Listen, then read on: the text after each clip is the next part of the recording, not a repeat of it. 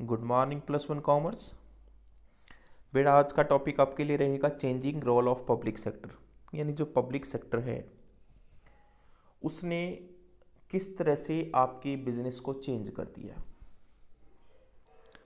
Actually public sector के अंदर इसको एस्टेब्लिश करने का पर्पज़ हमारा क्या था। जो हमारे देश के अंदर इकोनॉमिक ग्रोथ नहीं हो रही थी, आर्थिक तरक्की नहीं हो रही थी हमारे देश में, तो इसकी स्पीड को हम बढ़ाना चाहते थे। अच्छा, इसकी स्पीड किस तरह से बढ़ती? जब हम हमारे देश में जो जनसंख्या है उनकी इनकम को बढ़ाना है या बढ़ाना होता। लेकिन एक्चुअली फ्रीडम के बाद यही हुआ कि हम लोगों की इनकम को बढ़ा नहीं पाए। जो गरीब था वो गरीब हो गया, और बेटा जो अमीर था वो अमीर रह गया, और मीडियम जो था बेटा वो गरीब रह हो गया। ऐसा इसलिए हुआ क्योंकि हमने उस समय इक्विटेबल डिस्ट्रीब्यूशन ऑफ इनकम को, यानी इनकम को सही तौर पर नहीं बांटा। और मोरओवर जो सबसे ज़्यादा ज़रूरी था, दूसरा, हमें अपनी कंट्री के अंदर हमारे इंफ्रास्ट्रक्चर को, सड़कें हैं, पुल हैं, रेलवे हैं, सैनिटेशन की सुविधाएं हैं, साफ सुविधाएं हैं, इनको भी हमारे देश में बढ़ाना था। तो इंफ्रास्ट्रक्चर फैसिलिटी को बढ़ाने के लिए हमने पब्लिक सेक्टर में निवेश करने की सोची। और जो सबसे ज़्यादा एक ज़रूरी मैंने बात आपको कही वो थी कि कंट्री की को इक्वली किस तरह से हम दिखाएं। तो यदि हम बात करें performance of the public sector was poor due to और अनऑर्गेनाइज प्लांट्स। देखिए हमारे देश में नो डाउट कि सारी चीज़ें जो थी वो ऑर्गेनाइज नहीं थी, अनऑर्गेनाइज्ड वे से थी, असंगठित थी। उन्हें संगठित करना ज़रूरी था। चाहे आप टेक्नोलॉजी के बारे में कह लीजिए, अंडर यूटिलाइजेशन ऑफ कैपेसिटी कह लीजिए, हमारे यहाँ कैपेसिटी की कमी थी, वेयर हाउसिंग नहीं थी, स्टाफिंग नहीं था, ट्रेड यूनियन नहीं थी, पॉलिटिकल जो इंटरफेरेंस था वो ज़्यादा ही था। तो गवर्नमेंट ने क्या किया था, एक नई इंडस्ट्री पॉलिसी गवर्नमेंट लेकर के आई थी 1991 में, 1991 में। अच्छा, गवर्नमेंट ने वहां पर कुछ सुधार किए। क्या? सबसे बड़ा जो सुधार था, ये आपको पहले नंबर पर ही दे रखा है, बहुत इंपॉर्टेंट है ये आपका, कि जो पब्लिक सेक्टर में इंडस्ट्रीज थी वो पहले 17 होती थी बेटा, अब 3 है। और यदि मैं लेटेस्ट डाटा की बात करूं तो सिर्फ एक ही है। रेलवे को भी गवर्नमेंट जो है वो सौंप रही है। यदि आपसे एग्जैक्ट डाटा पूछे, क्योंकि एक नंबर का क्वेश्चन ये हमेशा ही आता है बेटा पेपर के अंदर, ध्यान रहे कि रिजर्व इंडस्ट्री कितनी है, तो आप तो 3 ही लिखेंगे। आपको इसका आंसर 3 ही लिखना है। ये पक्का क्वेश्चन में एक नंबर में पूछा ही पूछा जाता है कि रिजर्व इंडस्ट्री कितनी है।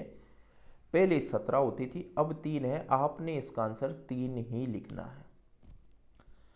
लेकिन जो गवर्नमेंट है वो ये सोच रही है कि इन तीनों में भी डिसइन्वेस्टमेंट करके इसको भी प्राइवेट सेक्टर में सौंप दिया जाए। जैसे गवर्नमेंट रेलवे के बारे में सोच रही है।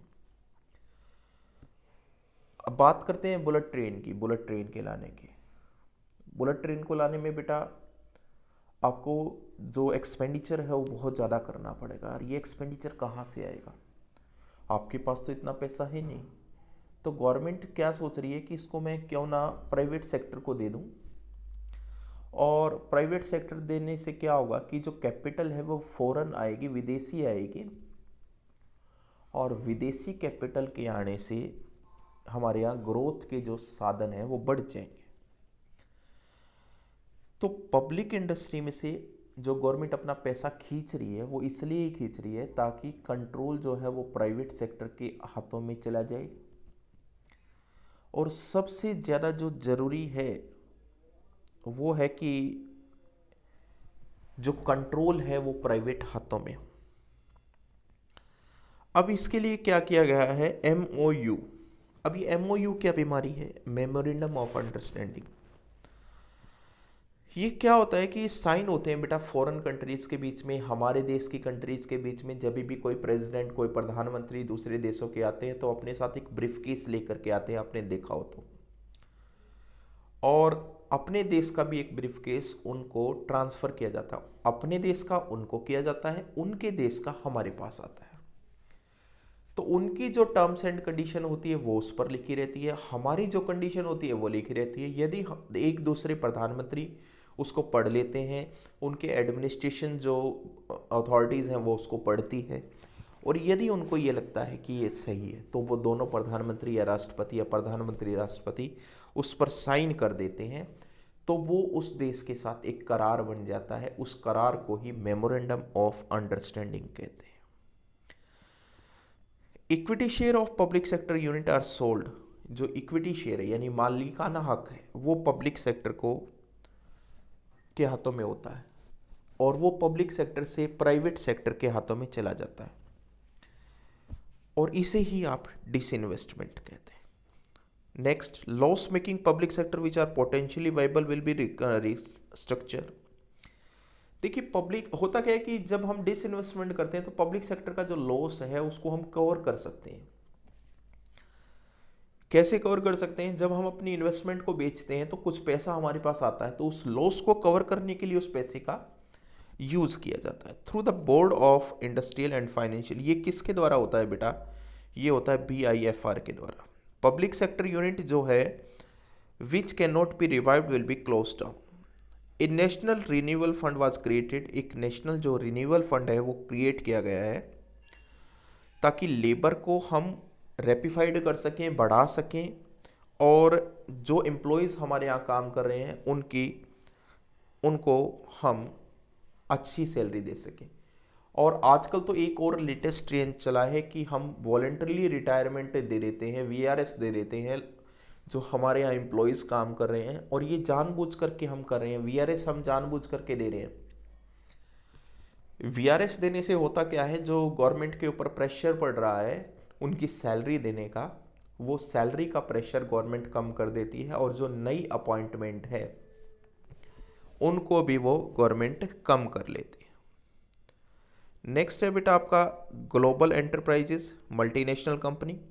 एक global enterprises is one which owns and manage business in 2 और मोर कंट्रीज। जो बिजनेस 2 या 2 से ज़्यादा कंट्रीज में कर रहे हैं उसे मल्टीनेशनल कंपनी कहते हैं। जैसे आपने अपने भारत में बहुत सारी चीज़ें देखी है, यूनिलीवर देखा है, कोका कोला देखा है, LG, Samsung, Hyundai, Procter and Gamble.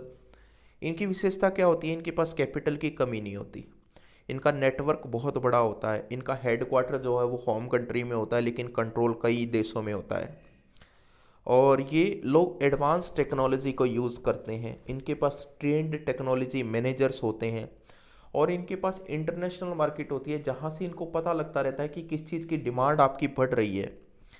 और इनके पास एक डिपार्टमेंट होता है बेटा जिसको RD डिपार्टमेंट कहते हैं, R&D। बहुत जगह आप लिखा दिखाई देंगे R&D यानी रिसर्च एंड डेवलपमेंट होता है, जो लगातार नए प्रोडक्ट पर काम करते रहते हैं और नई नई टेक्नोलॉजी को यूज़ करके मार्केट में लाते रहते हैं।